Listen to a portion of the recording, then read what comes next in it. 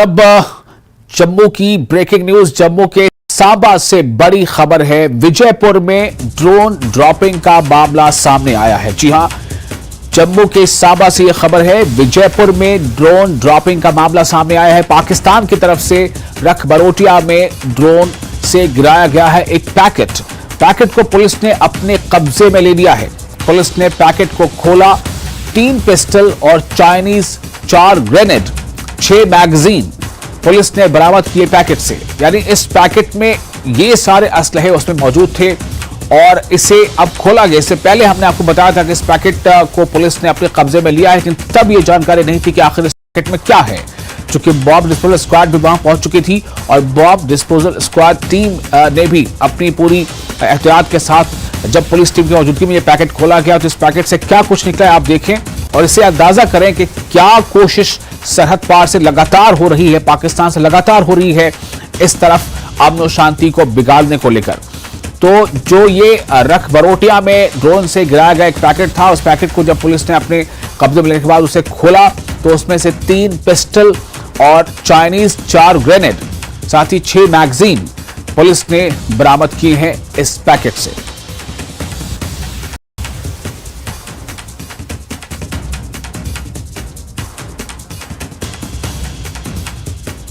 तो ये जो तस्वीरें आप देख रहे हैं, ये 2 तस्वीरें हैं। पहली तस्वीर जो आप बाईं तरफ देख रहे हैं, ये वो पैकेट है जब ये पैकेट ड्रोन से गिराया गया था और इसे जब वहां के स्थानीय लोगों ने देखा, उन लोगों की नजर पड़ी तो उन्होंने पुलिस को सूचना दी और पुलिस टीम वहां पहुंची, बॉम्ब डिस्पोजल स्क्वाड वहां पहुंचा और उस इलाके को कुछ हद तक सुरक्षा घेरे में लिया गया। और उसके बाद जब पैकेट खोला गया तो उसमें से क्या कुछ निकला है ये आप दूसरी स्क्रीन पर देख सकते हैं। स्क्रीन के दूसरे हिस्से में उस पे 3 पिस्टल है, उस पे मैगजीन है, उसमें हैंड ग्रेनेड है। ये तमाम चीजें इस पैकेट से बरामद हुई। देखिए, अभी जो पैकेट था, जो पार्सल टाइप था, उसको हमने खोला। उसमें सरे 3 पिस्टल्स निकले हैं, चाइनीज पिस्टल्स, एक स्पेयर मैगजीन है। टोटल 6 मैगजीन हैं, 3 पिस्टल हैं और 4 ग्रेनेड हैं जो भी बरामद हुए हैं। आगे क्या कार्रवाई रहेगी सर? अभी इनको देखेंगे, इनकी इन्वेंटरी बना के इसकी पूरी इन्वेस्टिगेशन करेंगे। हम देखेंगे ये कहाँ से आया, कैसे आया और किसकी ये शरारत हो सकती है, वो सारी चीजें इन्वेस्टिगेशन में। ये इलाका पड़ता है विजयपुर थाने के अंतर्गत रखबरोटिया इलाका। तो इससे पहले भी एक मिला था विजयपुर क्षेत्र में, तो क्या? हाँ बिल्कुल, पहले भी मिला था, उसकी भी इन्वेस्टिगेशन चल रही है। तो इसमें भी अभी देखते हैं तार इसके कहाँ कहाँ जुड़ेंगे, वो सारा इन्वेस्टिगेशन के दौरान ही आएगा। सर, जो पिस्टल्स मिली हैं मेड इन क्या है उनका, कहाँ से? ये फिलहाल तो चाइनीज पिस्टल है। अब इनका बारीकी से पूरा मुआयना करेंगे, हम अपने एक्सपर्ट्स को भी दिखाएंगे, उसके बाद ही कुछ कह पाएंगे।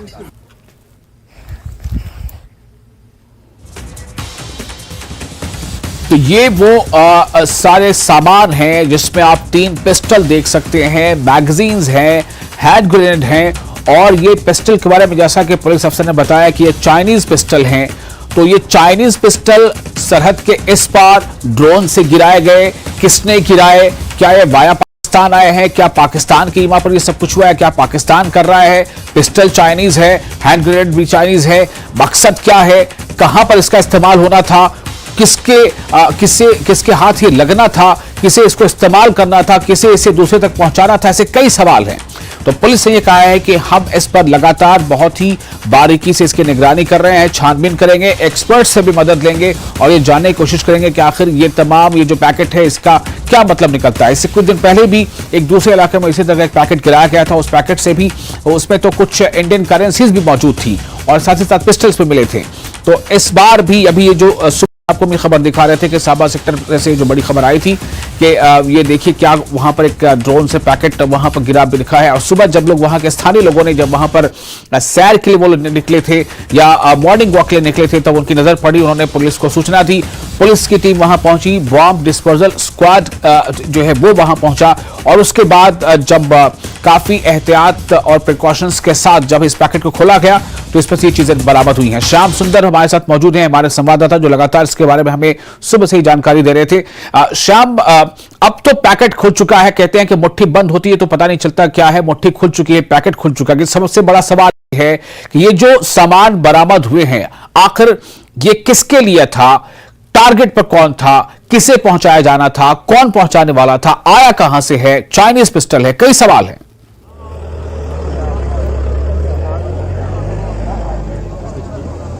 बिल्कुल बिल्कुल, बहुत सारे सवाल है। और अभी जो बात करें, ठीक कहा आपने, मुट्ठी खुल चुकी है। पैकेट को सांबा पुलिस ने खोल दिया है और उसमें से जो पुलिस को मैगजीन तीन अगर बात करें तो 3 पिस्टल्स जो है वो बरामद हुई है और 6 मैगजीन इसमें बरामद हुई है और साथ में कुछ राउंड बांधो चाइनीज ग्रेनेड जो है, 4 चाइनीज ग्रेनेड जो है वो पुलिस ने बरामद किए हैं। और हमारे जो दर्शक है वो तस्वीरों में देख रहे होंगे 4 ग्रेनेड जो है यहाँ से बरामद हो। पहले तो मैं आपको इलाका दिखाना चाहूंगा, यही वो इलाका है विजयपुर का, रख बरोटियों का इलाका है। यहाँ पर सुबह जो है लोग सैर करने के लिए यहाँ पहुंचते हैं, जो विजयपुर निवासी हैं यहाँ पे सैर करने के लिए पहुंचते हैं। और यहाँ पे इन झाड़ियों में देख सकते हैं, इन झाड़ियों में यहाँ पे एक धागा जो है वो पड़ा हुआ था, लंबा धागा देखा गया। जो स्थानीय निवासी थे वो यहाँ पे सैर कर रहे थे, उन्हें धागों को यहाँ पे देखा और यहाँ से खींचने की कोशिश की। और जो आप पीछे वो पुलिस के जवान देख रहे हैं, यहाँ पर वो पैकेट जो है वो ड्रोन के माध्यम से गिराया गया था। और जैसे ही उनको इसकी जानकारी मिली, उन्होंने पुलिस को बताया और विजयपुर पुलिस जो है वो मौके पे पहुंची और मौके पे पहुंच के उस पैकेट को कब्जे में लिया और उसके बाद उस पैकेट को खोला, उसमें से हथियार जो है वो बरामद किए। और पाकिस्तान की तरफ से जो बार बार कोशिश की जा रही है ड्रोन ड्रॉपिंग के मामले, अगर पिछले दिनों की बात करें तो इसी इलाके में, विजयपुर के इलाके के रामपुर गांव में, वहां पे भी ड्रोन ड्रॉपिंग का जो मामला था वो सामने आया है और सामने आया था। वहां पे भी पुलिस ने जो है वो पिस्टल्स बरामद किए थे, कुछ नकदी बरामद की थी और साथ ही साथ अगर बात करें तो एक आईडी भी बरामद की थी। और पुलिस अधिकारी, मैं बात करना चाहूंगा, मैं दर्शकों को दिखाना चाहूंगा, पुलिस की तरफ से इस इलाके को पूरा घेराबंदी जो है कर दी है। यहाँ सीनियर ऑफिसर देख रहे हैं, आप देख सकते हैं यहाँ पे खड़े हैं, इनसे हम बात करने की कोशिश करेंगे। सर अभी क्या कुछ जानकारी है और पैकेट कितने बजे मिला था और अभी उसको पैकेट को खोल दिया, क्या कुछ बरामद किया गया इसमें से? देखिए, पैकेट की हमें सुबह किसी सिविलियन ने फोन करके इन्फॉर्मेशन दी थी, कोई यहाँ पे होगा सिविलियन, तो उसने जब पैकेट देखा उसको लगा कि ये मशकूक हालत में पैकेट पड़ा हुआ। जब उसने इतला दी, इतला देने के बाद इमीडिएटली हमारा एसएचओ विजयपुर, एसडीपीओ विजयपुर और जितनी भी पुलिस की टीमें थी सारी मौके पे पहुंची। मौके पे पहुंचने के बाद पैकेट को हमने अपने कब्जे में लिया और सारा मुआयना वगैरह करने के बाद हमने पैकेट को खोला।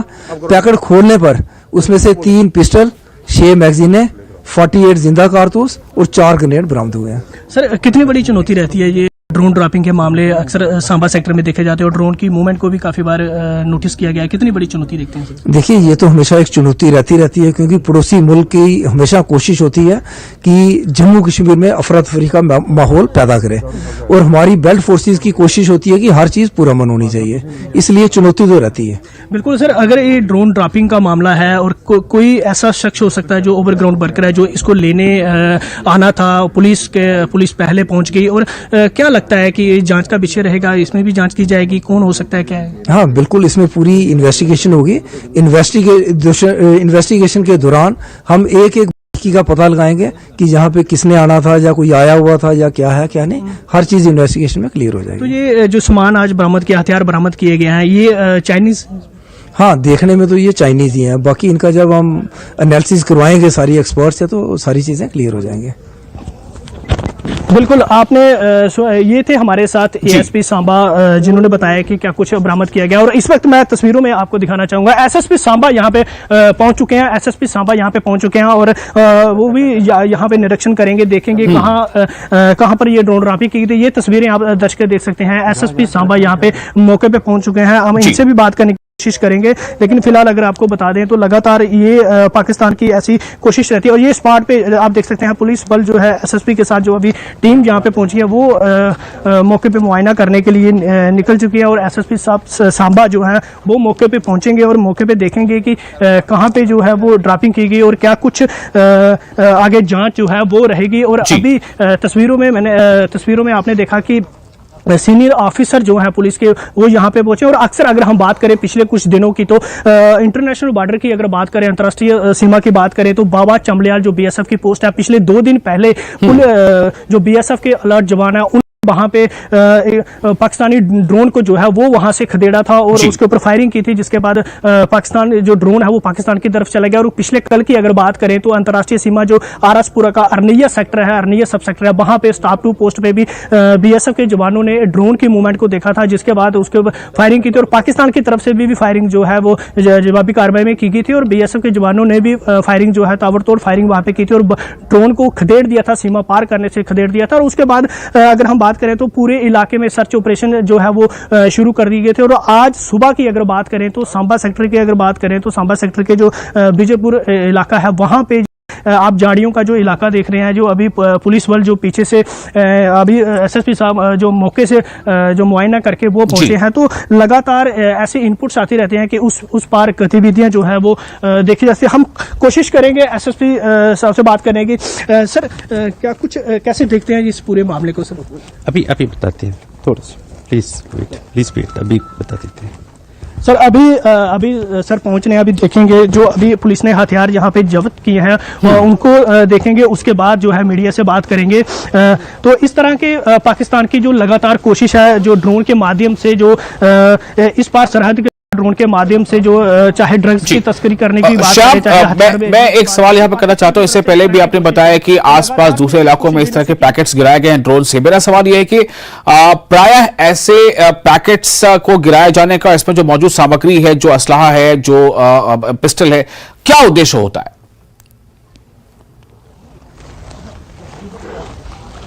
बिल्कुल साफ तौर पे, निश्चित तौर पे अगर बात करें तो पाकिस्तान की एक ही मंशा है कि जैसे कि बार बार इंटरनेशनल बॉर्डर की बात करें तो मुंह की खानी पड़ रही है, एलओसी की बात करें तो पाकिस्तान को मुंह की खानी पड़ रही है, और वो ड्रोन के माध्यम से ड्रग्स की बात करें, हथियार की बात करें, वो इन सीधी सी बात है जम्मू कश्मीर में जो शांति का माहौल है उसको भंग करना चाहता है, और लगातार उसकी यही इसी कोशिश में रहता है कि किसी तरह से माहौल को जो है बिगाड़ा जाए, और ड्रग्स को बेच के जो जम्मू कश्मीर के नौजवान है, जो शांति की तरफ जम्मू कश्मीर बढ़ रहा है, और नौजवानों के जो नसों में बाइट जो ड्रग है वो ड्रग को बेच के और जो आतंकवादी गतिविधियों में उस पैसे को यूज करे। और अभी बात करें इन हथियारों की, तो हथियारों का उसका भी यही मकसद था कि युवाओं के हाथों में हथियार जाए, जम्मू कश्मीर में खून खराबा हो। तो साफ मंसूबे पाकिस्तान के यहाँ पे देखते हैं, और लगातार इस तरह की कोशिश आए दिन बॉर्डर पे देखी जाती है। और अगर हम पिछले दिनों की बात करें तो कठुआ सेक्टर के हीरानगर सब सेक्टर में वहां पे भी धमाका रात को हुआ था, उसमें भी पुलिस ने कड़ी कार्रवाई की थी। और लगातार सिक्योरिटी फोर्सेस की बात करें तो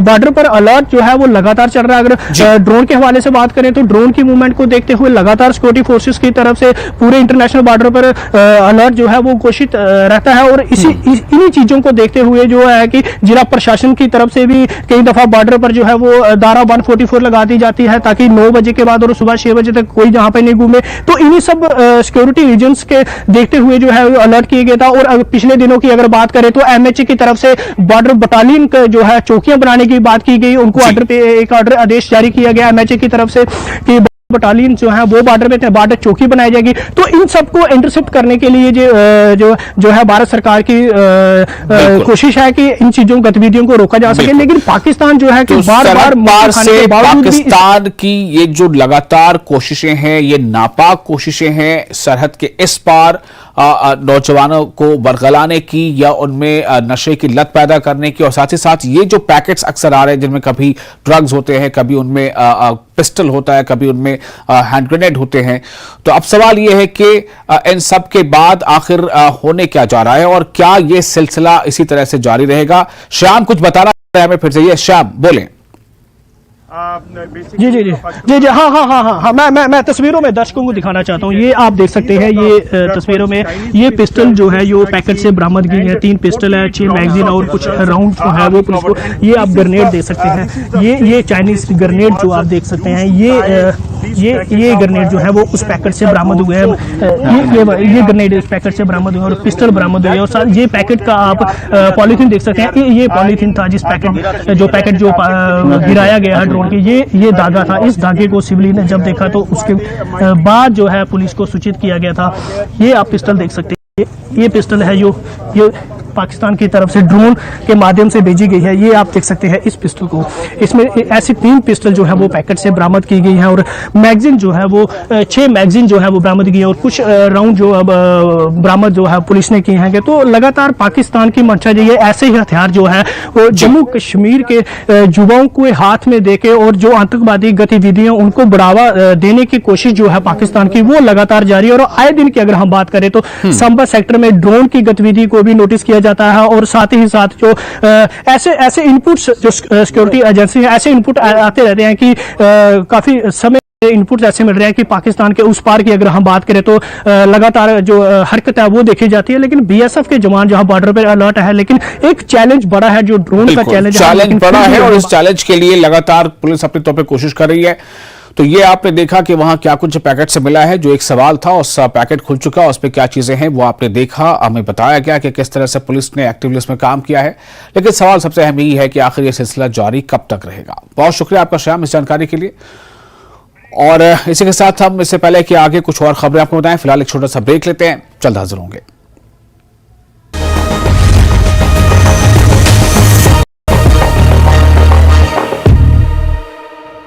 ब्रेक के बाद में फिर आपका स्वागत है। आप देख रहे हैं ब्रेकिंग एट 10। लेह में नाबालिग से रेप का मामला, लद्दाख बुद्धिस्ट एसोसिएशन ने लद्दाख बंद का आह्वान किया है। जी हां, जो नाबालिग के साथ जबरदस्ती की गई थी या जो ज्यादती की गई थी, इस मामले को लेकर लद्दाख बुद्धिस्ट एसोसिएशन ने लद्दाख बंद का आह्वान किया है।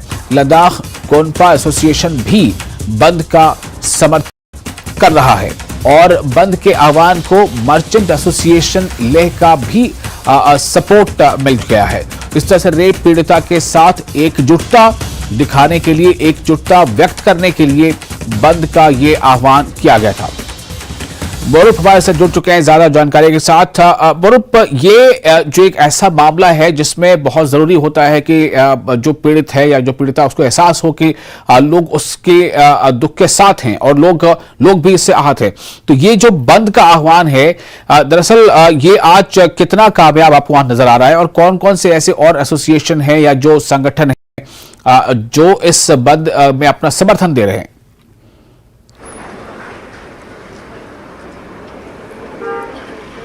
हाँ जी विशाल, इस वक्त मैं ले मेन सिटी के मार्केट में खड़ा हूँ। तो आप मेरे पीछे देख पा रहा होगा कि सारे दुकानें बंद है। जिस तरह से आपने भी बताया कि कल मर्चेंट लद्दाख बुद्धिस्ट एसोसिएशन और लद्दाख गोम्पा एसोसिएशन एक प्रेस कॉन्फ्रेंस के जरिए इन्होंने अनाउंस किया कि आज के दिन पूरा बंद रहेगा। और उसको मर्चेंट एसोसिएशन के अंदर जो सारे दुकानें, होटल सारे आते हैं, तो उनका भी समर्थन है और लद्दाख की आम पब्लिक का भी समर्थन, क्योंकि ये जो बलात्कार और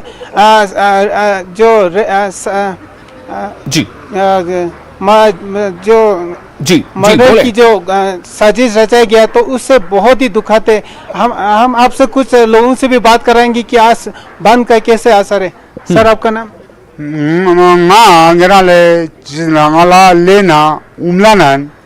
Tene umla diri chap yong se sting na le hunmet chi ga ngara na circuit nang skyomo so chi song le tene ru chi lo nye samek na yang yen tung po la ku zu sung se men to so chi de ne get pin de men to po ti ma yo chu ge unis da sa nga ga zu chi gin na le khache boto bati Kiristan Muslim kazuk chi bucha pomo chimi sungje sangma nga chik chik song te Last po ban bo tendering le chikdil nang nyam po deni wa kazuk shik chen nang tat ngijanang gormenis yotkyak katsirke ke ngijanang argujino ko kazuk shik kanun bo duk duk ji saja nangjin bo thopos। जी thank you.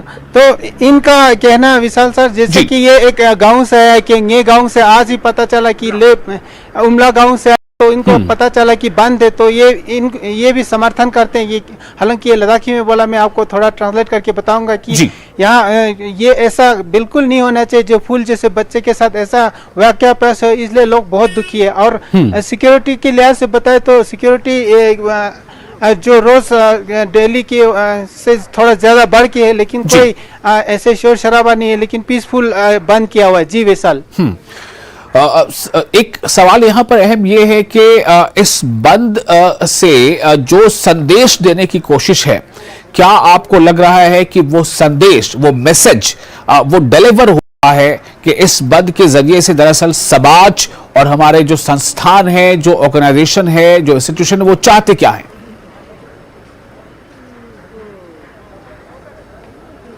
हाँ जी, ये बंद से एक तो ये victims की family के साथ सहानुभूति जताना चाहते हैं कि हम लद्दाख की सारे आवाम उनके साथ है। साथ ही साथ जो लद्दाख में ऐसे एकजुटता दिखा रहा है ताकि ऐसे वाक़या फ्यूचर में ना फेस हो, इसलिए आम लोगों का भी साथ है इसमें। और इस तरह से आप देख पा रहा होगा कि जो सारे मार्केट बंद है इस बिल्कुल, वक्त ले बिल्कुल। सिटी नहीं, पूरा ले डिस्ट्रिक्ट जहाँ चंगथांग हो, जी। नुब्रा हो, हर जगह इन्होंने बंद का अनाउंस किया और हमें खबर मिल रहा है कि सारी जगह सफलतापूर्ण और बंद किया जा रहा है। जी वैसल जी बहुत शुक्रिया आपका मौरूफ इस जानकारी के लिए। तो मौरूफ ने हमें दिखाया किस तरह से वहाँ बाजार बंद हैं, सड़कें सुनसान हैं, जो पुलिस का डिप्लॉयमेंट हो सकता है वो पहले के मुकाबले थोड़ा ज़्यादा है, और कई ऐसे संगठन हैं, कई ऐसी तंजीमें हैं, कई ऐसे ऑर्गेनाइजेशन हैं, एसोसिएशन हैं जो इस बंद का साथ दे रहे हैं। और इस पे जो सबसे अहम बात है, जिस तरह से एक दिन पहले ही प्रेस कॉन्फ्रेंस करके लद्दाख बुद्धिस्ट एसोसिएशन ने लद्दाख बंद का आह्वान किया था, फिर लद्दाख गोनपा एसोसिएशन ने भी बंद का समर्थन किया, और इस समर्थन के साथ फिर जो मर्चेंट एसोसिएशन है, मर्चेंट एसोसिएशन लेह, उसका भी सपोर्ट इसे मिल रहा है। और ये सब कुछ एक रेप पीड़िता के साथ एकजुटता दिखाने की कोशिश है और एक संदेश देने की कोशिश है उन बुरी सोच के लोगों को कि आपके साथ कोई नहीं है, बल्कि जो गलत करते हैं, जो गलत करने वाले हैं, उनका समाज में कोई स्थान नहीं है।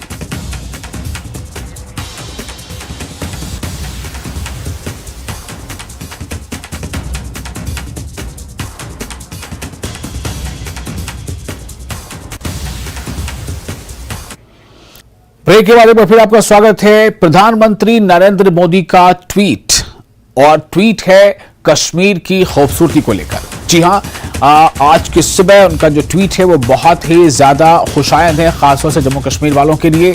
ट्यूलिप गार्डन की खूबसूरती को लेकर पीएम मोदी का ट्वीट है, और पीएम मोदी ने लिखा है कि जम्मू कश्मीर सुंदर है। जी हां, प्रधानमंत्री नरेंद्र मोदी ने अपने ट्वीट में लिखा है कि जम्मू कश्मीर सुंदर है। पीएम और ट्यूलिप के मौसम में तो और भी ज्यादा सुंदर है। पीएम ने लिखा है कि ये जम्मू कश्मीर तो सुंदर है ही, लेकिन ये ट्यूलिप के मौसम में, जब वो मौसम जो ट्यूलिप होता है, ट्यूलिप के मौसम में ये और भी सुंदर है। ये प्रधानमंत्री नरेंद्र मोदी ने अपने ट्वीट में लिखा है। तो एक बार फिर आपको दिखाएं, ये आप ट्यूलिप की खूबसूरती देखिए, और खूबसूरती को निहारने और उसकी तारीफ करने में प्रधानमंत्री ने जो अपने ट्वीट्स में जो इसे मेंशन किया है वो सुनिए। पीएम मोदी ने अपने ट्वीट में लिखा है कि ट्यूलिप गार्डन की खूबसूरती को लेकर उन्होंने लिखा है कि जम्मू कश्मीर सुंदर है, और ट्यूलिप के मौसम में तो और भी ज्यादा।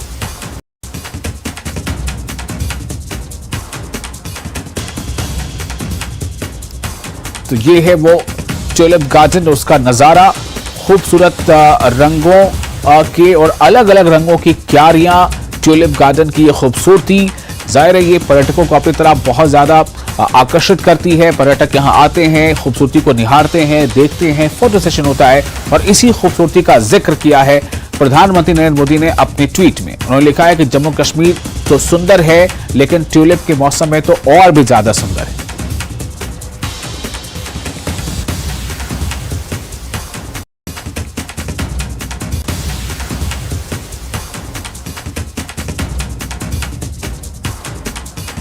ट्यूलिप गार्डन की खूबसूरती, कोई भी जब इस खूबसूरत गार्डन को देखता है, खासतौर से एक ऐसे मौसम में जब ट्यूलिप जो है, जिसे गुले लाला भी कहा जाता है, जब वो अपने शबाब पर होता है, हर रंग के फूल, लगभग कई रंगों के फूल और कई किस्मों के ट्यूलिप यहाँ मौजूद हैं। तो ये खूबसूरत जो है वो नज़ारा पेश करता है। एक तो खूबसूरत वादी, इस खूबसूरत वादी में खूबसूरत मौसम, और खूबसूरत मौसम में ये खूबसूरत फूल। तो ये जो नज़ारा है वो बहुत ही मनमोहक होता है, दिलफरेब होता है, और इसी मनमोहक नज़ारे को देखकर प्रधानमंत्री भी जो है वो खामोश नहीं रह पाए। वो उन्होंने भी अपने जज्बे का इजहार किया, उन्होंने ट्वीट किया, और ट्वीट में लिखा कि जम्मू कश्मीर तो सुंदर है ही, लेकिन ट्यूलिप के दिनों में, ट्यूलिप के मौसम में तो ये और भी ज़्यादा सुंदर हो जाता है। ये है प्रधानमंत्री नरेंद्र मोदी का ट्वीट, और उस पर ये आप फोटोग्राफ भी देख सकते हैं।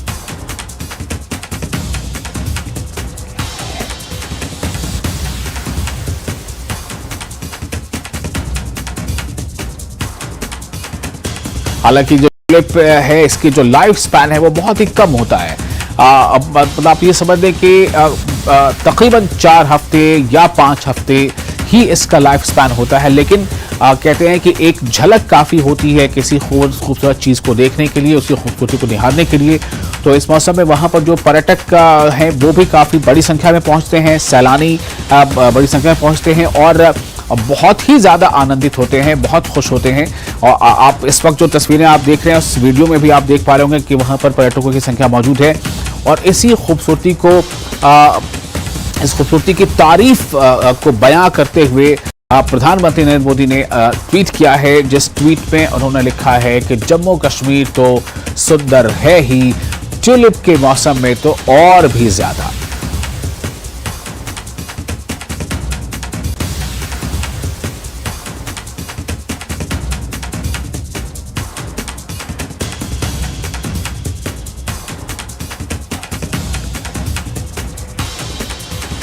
परवेज हमारे साथ जुड़ चुके हैं इस पर और हम उनसे जानकारी लेंगे। परवेज, ये ट्यूलिप गार्डन जो है इसमें जाहिर है इसकी खूबसूरती की हर तरफ तारीफें हो रही हैं, यहाँ तक कि प्रधानमंत्री ने भी इसकी खूबसूरती अपने ट्वीट में बयां किया है, फोटो भी शेयर किया है। परवेज, मैं जानना चाहता हूं कि ये ट्यूलिप गार्डन का दरअसल ये पूरा जो ये जो रौनक है ये कितने दिनों की ये रौनक है और किस बड़ी तादाद में यहाँ सयाह पहुंच रहे हैं, किस तरह से इसकी तारीफें बयान कर रहे हैं?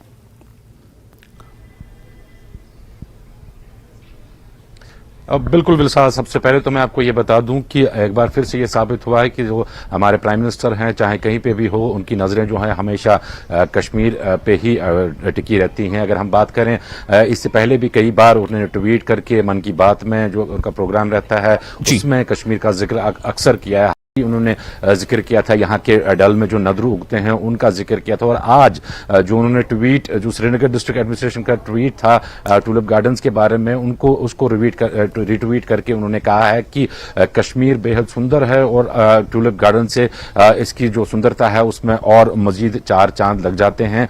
ये बेशक एक बहुत बड़ा एक स्टेटमेंट अपने आप में है, क्योंकि जब प्राइम मिनिस्टर खुद किसी चीज को एंडोर्स करते हों तो इसका मतलब है कि ऐसी चीजों को काफी सारा जो बूस्ट मिलता है, एडवर्टाइजमेंट मिलता है पूरे मुल्क भर में। जो सयाह हैं या जो ट्विटर पे प्राइम मिनिस्टर को फॉलो करते हैं या उनकी बात सुनते हैं तो ऑब्वियस सी बात है कि इससे जो यहाँ के ट्यूलिप गार्डन का जो नज़ारा है वो ज़्यादा से ज़्यादा देखने जो है वो लोग यहाँ पे आएंगे। अगर हम अभी की बात करें तो अभी तकरीबन 15 दिन हो गए हैं ट्यूलिप गार्डन को खुले हुए और अभी तक जो है एक रिकॉर्ड नंबर ऑफ टूरिस्ट जो है वो ट्यूलिप गार्डन विजिट कर गया है। तकरीबन बताया जाता है कि 1.5 लाख विजिटर्स जो हैं वो तजावुज कर गए हैं, 1.5 लाख का नंबर जो है उसको वो पार कर गया है। और इस इतने ही नंबर के जो हैं न सिर्फ जो लोकल यहाँ के विजिटर्स हैं बल्कि जो टूरिस्ट आए हैं वो इस ट्यूलिप गार्डन के नज़ारों से लुत्फअंदोज हो रहे हैं। तकरीबन 16 लाख के करीब जो है ट्यूलिप बल्ब्स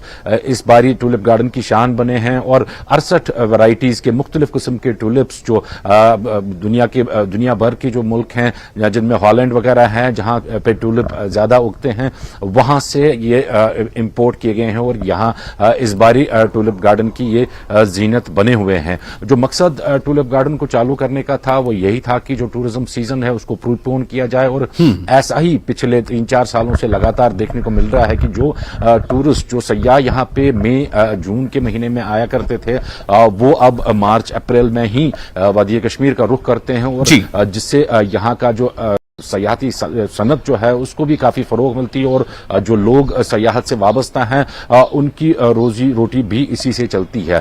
तकरीबन परवेज, मैं चाहूंगा जरा आप इस ट्यूलिप गार्डन के आसपास की जो ज्योग्राफिकल जो सिचुएशन है वो जरा बताएं कि ट्यूलिप गार्डन जो शहरी इलाका है वहां से कितनी दूरी पर है, सयाह वहां पर किस तरह से पहुंचते हैं, क्या ट्यूलिप गार्डन के आसपास जो टूरिस्ट हैं वो ऐसे टूरिस्ट स्पॉट्स भी हैं, होटल्स हैं ठहरने के लिए, उनके कितनी दूरी पर हैं, ताकि जो कोई भी सिर्फ अभी तस्वीरों में देख पा रहा है उससे वो भी जो है वहां पहुंचने के बारे में सोचे कि वहां वो जाए और इस नजारे को कैद करे अपनी आंखों में, जैसे प्रधानमंत्री भी जिसके तारीफ करते रहते हैं और जिसके कायल हैं। जी परवेज।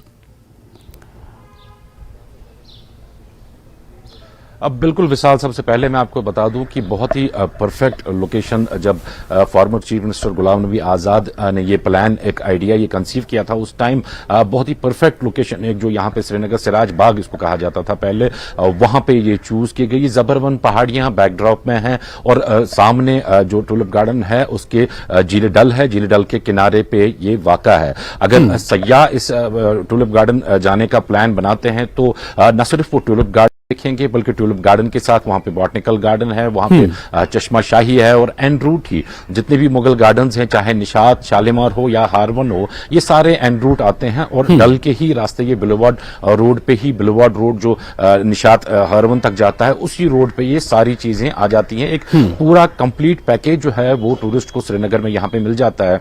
जितनी भी मेजॉरिटी जो प्लेसेस हैं श्रीनगर में टूरिस्ट के हवाले से, वो उसमें इस पैकेज में उसको मिलता है। चाहे उसमें शिकारा राइड की बात करें हम डल में, या फिर हाउस बोट्स में स्टे की बात करें, या जो मोस्ट ऑफ द होटल्स जो हैं वो भी इसी रूट पे हैं, बुलेवार्ड रोड पे ही हैं, जहां टूरिस्ट रहते हैं और अकोमोडेशन जिनकी जहां टूरिस्ट की रहती है। तो यहां से अगर हम श्रीनगर लाल चौक से बात करें तो हार्डली 7 to 8 किलोमीटर्स डिस्टेंस है वहां तक।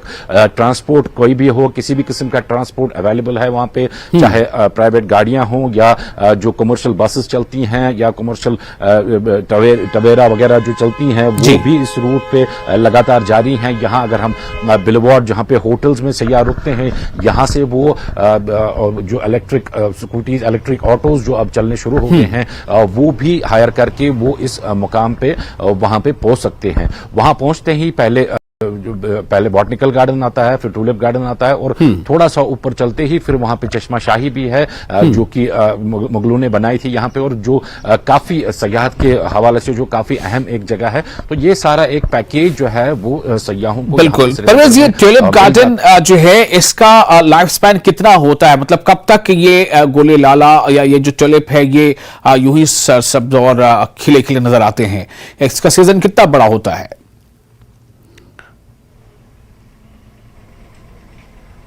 विशाल, बहुत कम टाइम के लिए ये टूलिप्स जो हैं ये खिलते हैं, लेकिन जो फ्लोरिकल्चर डिपार्टमेंट जो है वो बहुत ही प्लानिंग के साथ इसको प्लांट करते हैं। इसकी सोइंग तकरीबन नवंबर के मंथ में होती है और फिर पूरे विंटर्स जो हैं, जो गार्डनर्स हैं वो इस बाग में लगे रहते हैं और इसकी जो उसका केयर टेकिंग है वो करते हैं। लेकिन इस टूलिप्स को इस तरह से शो किया जाता है कि अगर एक पोर्शन में जब टूलिप खिल आते हैं, जब उनमें थोड़ा उनका ब्लूम जब कम होने लगता है तो दूसरे साइड से जो है वो टूलिप खिल के आते हैं। इसी तरह से जब उस साइड से जो ब्लूम कम होने लगता है तो जो दूसरा पैच है उसमें टूलिप, तो कुल मिला के देखें तो तकरीबन 1 महीने कुछ दिन जो है ये टूलिप गार्डन लगातार फुल ब्लूम में रहता है। और टूरिस्ट जो हैं वो न सिर्फ देश भर से बल्कि बैरून मुल्क से भी हमने इस बार ही देखा कि फॉरेन टूरिस्ट भी काफी सारे हैं जो टूलिप गार्डन देखने को यहाँ पे आए हैं। टूलिप गार्डन स्टार्ट होने से पहले ही इसको बड़ा एक अच्छा शगुन माना जा रहा था कि इस बारी के टूरिज्म सीजन के लिए, और वैसा ही हुआ। आज की डेट में अगर हम देखें तो यहाँ पे हाउस बोट्स, होटल्स, शिकारा वाला या बाकी जो है सारे बिजी हैं, सारे पैक्ड हैं, सारे बुक्ड हैं। और यही जो बुकिंग है ये अब कंटिन्यू सीजन, पूरे सीजन यहाँ पे रहेगी। और जो खसारा जो टूरिज्म प्लेयर्स को पिछले 1-2 साल में उठाना पड़ा, उम्मीद की जा रही है कि साल जिस तरह से उन्होंने वो खसारा पूरा किया, इस साल भी वो खसारा पूरा हो जाएगा। जी बिल्कुल। परवेज, बहुत शुक्रिया आपका, बहुत ही तफसील के साथ टूलिप गार्डन की खूबसूरती को बयां करने के लिए। और जो वजीर आजम नरेंद्र मोदी ने इसकी खूबसूरती की तारीफ की है, अपने ट्वीट पे इसे जगह दी है और ये लिखा है कि जम्मू कश्मीर सुंदर है, ट्यूलिप के मौसम में तो और भी ज्यादा। तो इसका मतलब सीधे तौर पर यह है कि जो सयाह भी वहां पहुंचते हैं वो भी इसे देखकर बहुत ही ज्यादा खुश होते होंगे, महजूज होते होंगे। और साथ ही साथ ये कि जो आपने बताया कि ये तकरीबन महीने भर का ये अरसा रहता है जब ट्यूलिप जो है अपनी खूबसूरती इस तरह से बिखेरती नजर आती है।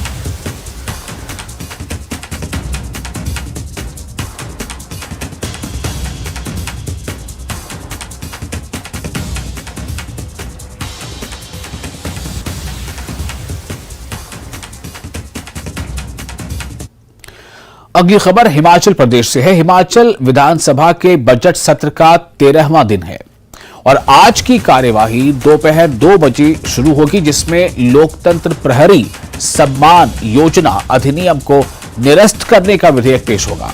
साथ ही भू जोत अधिकतम सीमा अधिनियम संशोधन बिल भी पेश होगा। विपक्ष भी इन मुद्दों को लेकर सरकार को घेरने की तैयारी में है, जिससे सदन में हंगामे के पूरे आसार हैं। इसके अलावा नियम 62 के तहत सतपाल सिंह सत्ती कालका शिमला 4 लेन में निर्माण में लागत वृद्धि और देरी के मुद्दे पर ध्यान आकर्षण प्रस्ताव पर चर्चा होगी। साथ ही विधायक राजेंद्र राणा और चंद्रशेखर के निजी विश्वविद्यालयों में फर्जी डिग्री मामले, एसपीयू के संचालन और शिक्षक भर्ती में अनियमितताओं के आरोप के मुद्दे पर भी चर्चा हो सकती है, हंगामा हो सकता है, क्योंकि सरकार जो है लगातार उसका यह दावा है, जो सुखद से सुखू दावा करते रहे हैं कि हम व्यवस्था परिवर्तन के लिए आए हैं, लेकिन इसमें कई ऐसे फैसले सरकार के हैं जिस पर विपक्ष जो है वो बिल्कुल आग बबूला है और विपक्ष लगातार इस पर अपने विरोध के सवाल उठा रहा है। रणवीर हमारे साथ जुड़ चुके हैं ज्यादा जानकारी के साथ। रणवीर, अब ये 13वां दिन है आज इस सदन का और इसमें जो मुद्दे या जो बिल पेश किए जाएंगे उस पर विपक्ष का जो रुख होगा, रवैया होगा, वो क्या है कुल? जी हाँ, देखिए यहाँ शिमला की बात करें तो बाहर ठंड बहुत ज्यादा है, लेकिन सदन के अंदर आज जो है पारा बढ़ सकता है। पारा इसलिए भी बढ़ सकता है, 2 ध्यानाकर्षण प्रस्ताव हैं और 2 प्रस्ताव नियम 130 के तहत चर्चा के लिए लाए गए हैं और एक विधेयक जो है निरस्त करने के लिए बिल राज्य सरकार पेश करने जा रही है, जिसमें लोकतंत्र प्रहरी सम्मान योजना जो पिछले सरकार के समय 2019 में शुरू की गई थी, जिसमें आपातकाल के समय जो लोग जेल गए थे उन्हें पेंशन का प्रावधान किया गया था। इसको लेकर बुधवार को भी हमने देखा कि किस तरह हंगामा सदन के भीतर हुआ था। इस पर जो है आज भी ऐसा लगता है कि सदन तपेगा। दूसरा ताजा जो मुद्दा विपक्ष के हाथ लगा है, ये हो सकता है कि जो प्रदेश में बिजली महंगी हुई है, इसको लेकर भी शायद कोई पॉइंट ऑफ ऑर्डर लिया जाएगा, राज्य सरकार से जवाब जो है लिया जा सकता है। ये भी संभावनाएं जताई जा रही हैं, क्योंकि जब ये प्रदेश में 1 अप्रैल से ये बिजली महंगी हो गई थी, 22 पैसा से लेकर 36 पैसे तक जो है घरेलू उपभोक्ताओं को खासकर जो इससे नुकसान उठाना पड़ सकता है, आर्थिक नुकसान उठाना पड़ सकता है, वित्तीय बोझ बढ़ सकता है। तो इसको लेकर जो भाजपा विधायक है रणधीर शर्मा, उन्होंने ये कहा था कि भाजपा विधायक दल इस पर बैठक करेगा और उसके बाद ये देखा जाएगा कि इस मुद्दे को सदन में उठाया जाना है या नहीं। लेकिन यहाँ पर न केवल ये लोकतंत्र प्रहरी योजना पर सवाल उठ सकते हैं, जो फर्जी डिग्री मामला जो नियम 67 के तहत ध्यानाकर्षण प्रस्ताव लाया गया है, राजेंद्र राणा जो कांग्रेस के विधायक है और चंद्रशेखर मंडी से एकमात्र कांग्रेस विधायक है मंडी जिले से, उनकी तरफ से ये लाया गया है सदन के भीतर। जो एसपीयू है, सरदार पटेल यूनिवर्सिटी, जो मंडी में पिछले सरकार के समय में खोली गई थी, वहां पर लगातार ये आरोप लग रहे हैं कि शिक्षक भर्ती में अनियमितताएं हो रही हैं। तो इन आरोपों पर जो है सदन का ध्यान आकर्षित किया गया, इस पर चर्चा होनी है। और एक नियम 67 के तहत एक और जो प्रस्ताव सतपाल सिंह सत्ती ने लाया है, उसमें भी मामला सिर्फ इतना सा है कि 4 लेन जो निर्माण हो रहा है उसमें देरी हुई है और जो कंडा घाट के पास जो सुरंग है उसकी अलाइनमेंट जो है परिवर्तित की गई है। इससे न केवल 4 लेन निर्माण में देरी हुई है, बल्कि जो प्रोजेक्ट की कॉस्ट है वो भी लगातार बड़ी है। तो इसके अलावा नियम 130 की बात करें तो किसानों बागवानों का मुद्दा जो है उठाया गया है, जो उनके साथ लूट होती है विभिन्न स्तरों पर, उस पर एक चर्चा नियम 130 के तहत जो भाजपा विधायक है बलवीर वर्मा और डीएस ठाकुर, उन्होंने चर्चा